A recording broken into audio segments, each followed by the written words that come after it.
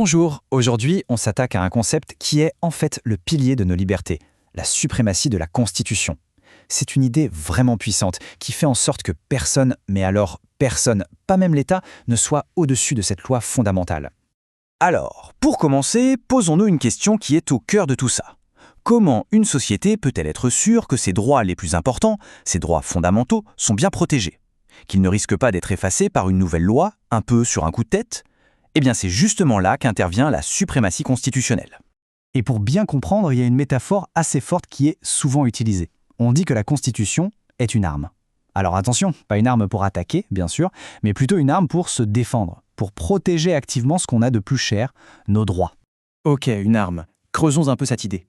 Comment un simple document peut-il se transformer en un outil de protection aussi puissant? C'est ce qu'on va voir tout de suite. Ce qui est génial avec cette façon de voir les choses, c'est que ça change tout. La Constitution, ce n'est plus juste un vieux texte qui dort dans une bibliothèque. Non, ça devient un bouclier.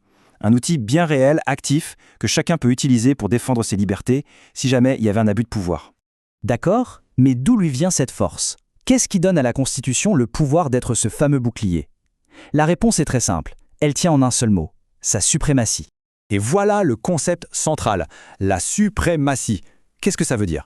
Tout simplement que la Constitution n'est pas une loi comme les autres, elle est tout en haut, au sommet de l'ordre juridique. Aucune autre règle, aucune autre loi ne peut être plus forte qu'elle. C'est tellement fondamental que dans le langage courant, on lui a donné un surnom qui est très parlant. On l'appelle la loi suprême. Et ce n'est pas juste une jolie formule, non. Ça décrit vraiment sa place unique et son autorité absolue dans tout le système. Bon, mais tout ça, une loi au-dessus des autres, ça reste un peu abstrait, non? Comment on peut se représenter ça concrètement? Heureusement, un grand penseur du droit a une idée brillante pour que tout le monde puisse comprendre. Et ce penseur, c'est le juriste Hans Kelsen.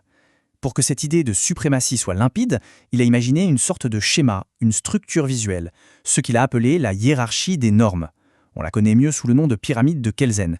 Et cette pyramide, vous allez voir, elle explique tout parfaitement. Imaginez une pyramide. Tout en haut, à la pointe, il n'y a qu'une seule chose, la Constitution. C'est la norme de base, la norme fondamentale.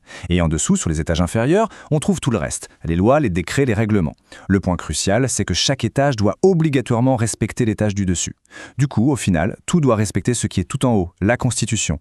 Une loi qui contredit la Constitution, eh bien, elle casse cette pyramide. Et ça nous amène tout logiquement à la question finale, qui est peut-être la plus importante de toutes. Si cette pyramide doit à tout prix rester intacte pour que nos droits soient protégés, que se passe-t-il quand une loi, même votée par un Parlement, n'est pas conforme à la Constitution qui trône au sommet? Voilà une question qui ouvre tout un autre débat passionnant, celui de la justice constitutionnelle. Mais ça, ce sera pour une autre fois.